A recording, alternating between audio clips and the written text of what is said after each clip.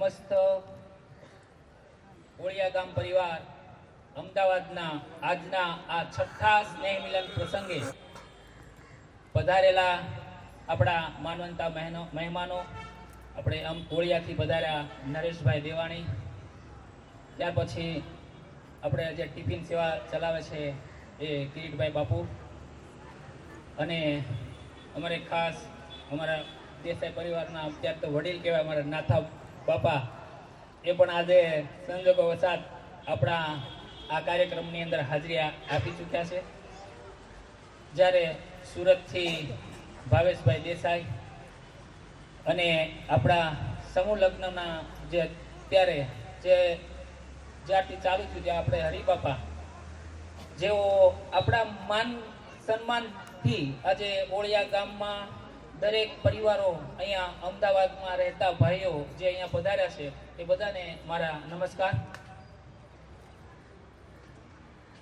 બીજું, આપણે 2018ની અંદર સૌથી પહેલા આજે આપણે ઓળિયા ગામની પ્રથમ સ્નેહ મિલન કર્યું, અને ત્યારથી આજે આ છઠ્ઠા સ્નેહ મિલન પ્રસંગે દરેક પરિવારનો આપણને ખૂબ સાથ સહકાર મળ્યો છે.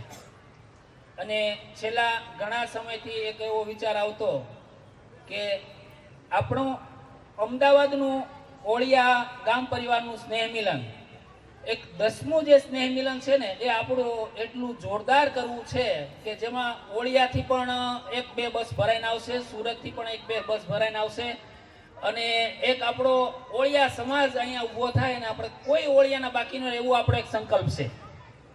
તો એ ઓળિયા આપણું સ્નેહ મિલન શ્રી સમસ્ત ઓળિયા ગામ પરિવારનું 10મું સ્નેહ મિલનની આપણી આશા છે, અને એ માટે આપણે આગવી તૈયારી 7મું, 8મું અને 9મું 3 વર્ષ આપણી પાસે છે, અને એનું ખૂબ સરસ આપણે આયોજન કરીશું. અને બીજી વસ્તુ એ છે કે આપણને આમાં મોટો સહયોગ છે. આજે ઓળિયા ગામની અંદર 225 પરિવારો છે. એ દરેક પરિવારોનો સાથ છે, દરેક પરિવારનો આપણી ઉપર, દરેક કાર્યકરો ઉપર, દરેક ગામના એક્ટિવ મેમ્બર ઉપર વિશ્વાસ છે.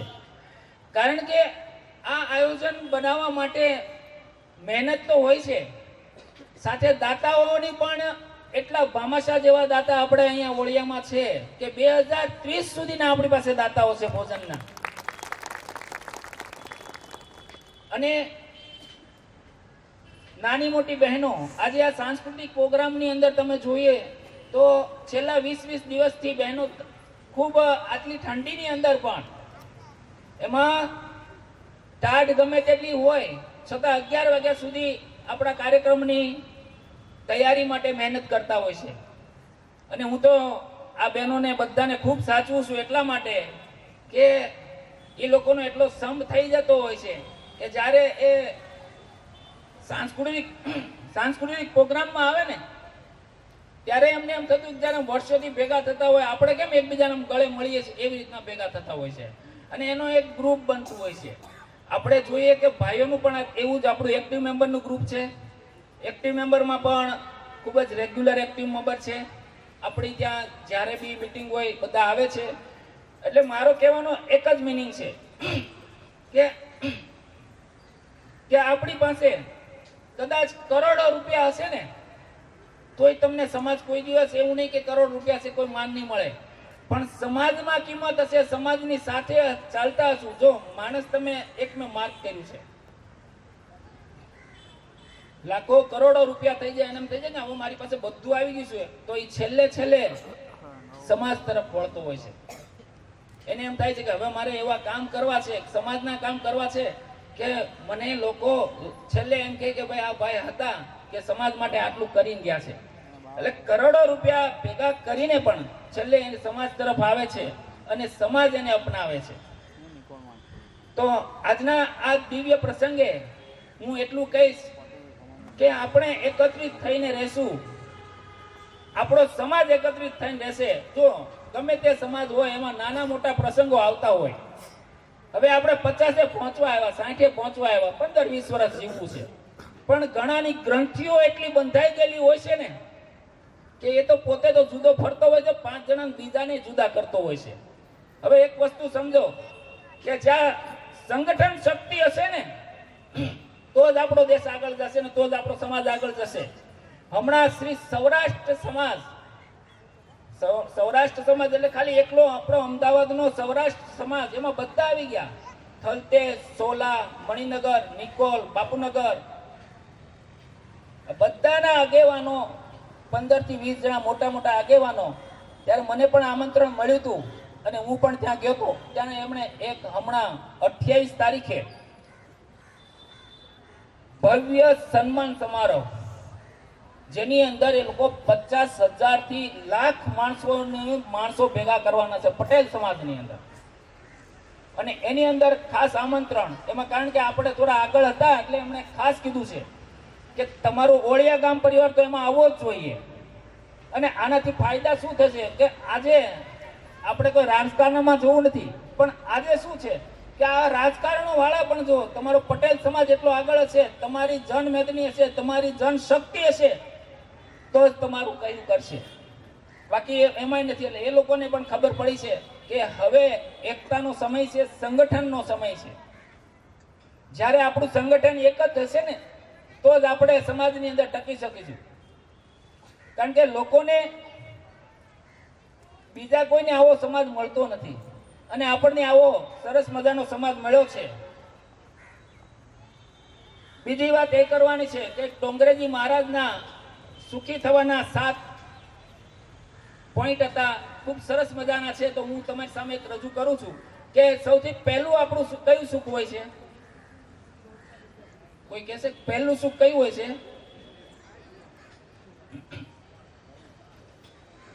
હા, બરાબર.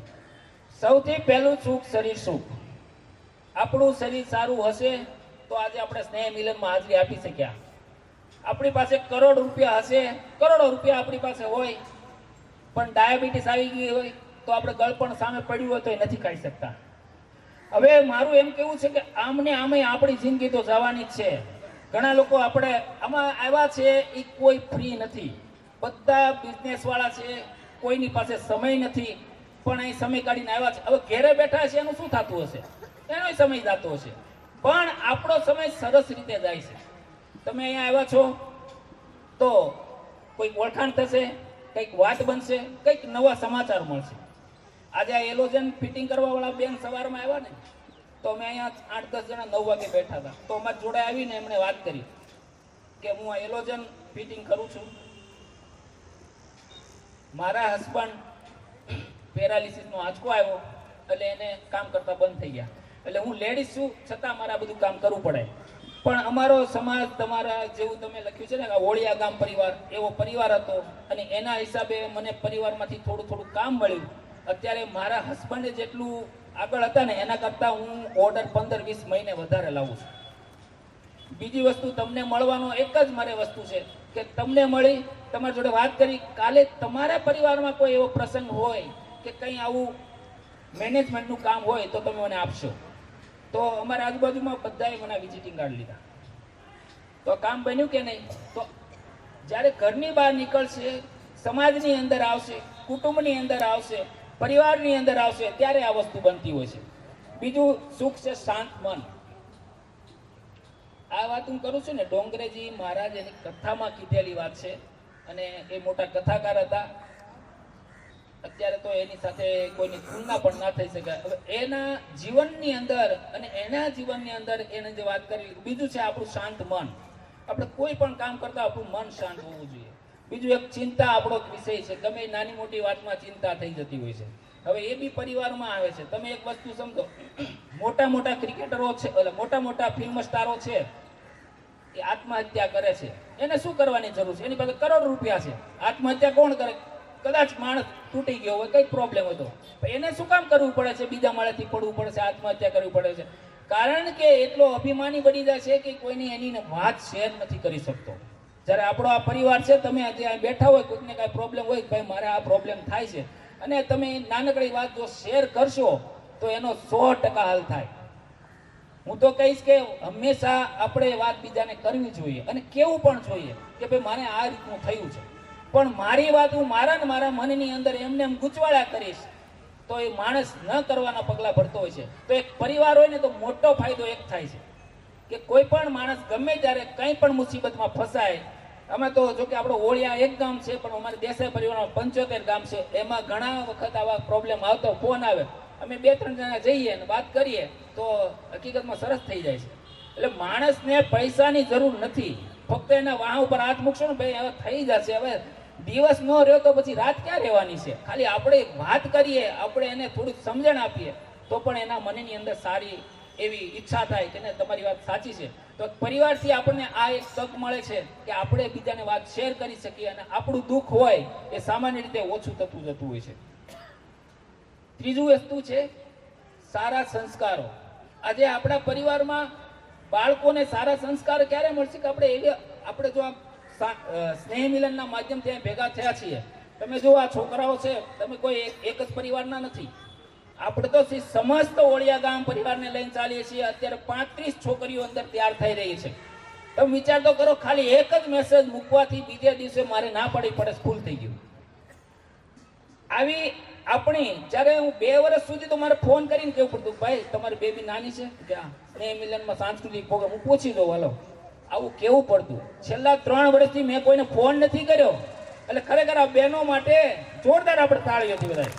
અને ખાસ કરીને તો આ બીજા બહેનો જે એમને લેવા મૂકવા માટે આવે છે. ઘણી વખત શું છે કે છોકરાઓને તો રહેવું છે પણ મા બાપને પણ સમય નથી હોતો મૂકવા માટે, પણ છતાં એ ટાઈમસર મૂકવા આવે ને ટાઈમસર જાય છે. આ વખતે 3 છોકરીઓનો ફોન આવ્યો એના પપ્પાને ઉપર કે મને એના પપ્પાને ટાઈમ હતો નહીં, એટલે એ આપણા પરિવારમાં સાંસ્કૃતિક પ્રોગ્રામમાં ના રહી શક્યા. અને ખરેખર આવું બની શકતું હોય છે, પણ છતાં આ ભાડભરી ટાઈમની અંદર જો એ સમય કાઢી અને આવું સરસ આયોજન કરતી હોય તો એને આપણે અહીંયા હમણાં સ્ટેજ ઉપર આપણે એને બિરદાવશું. ચોથી વસ્તુ પોઝિટિવ વિચાર. આપણો પોઝિટિવ વિચાર હોવો જોઈએ. કોઈ પણ કાર્ય થાય એટલે આપણે હંમેશા પોઝિટિવ જ કે ભાઈ થઈ જ જશે એમ. 3 દિવસ પહેલા અમને ખબર પડી કે અહીંયા મંગલ પાંડે હોલ છે, એમાં તો હજી કામ પૂરું નથી થયું, તો શું કરવાનું? કાંઈ વાંધો નહીં, અહીંયા કરી નાખીશું.